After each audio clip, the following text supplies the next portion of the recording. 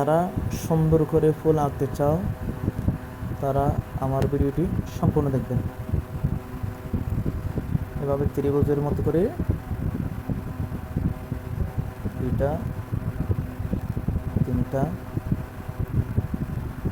এরপরে ফুলের পাপড়িগুলো এভাবে দিবেন, এবং গোল করে এভাবে দিবেন। একটার মধ্যে যেভাবে দিয়েছি ঠিক সেমভাবে তিনটার মধ্যে দিবেন। এগুলো ফুলের পাপড়ি,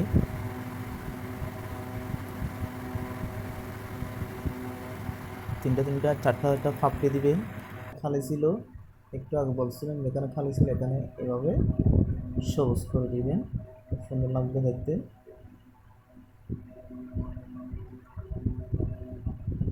এখানে সবুজ করে দিবেন কলির মধ্যে, এরপরে কলির মধ্যে কতগুলো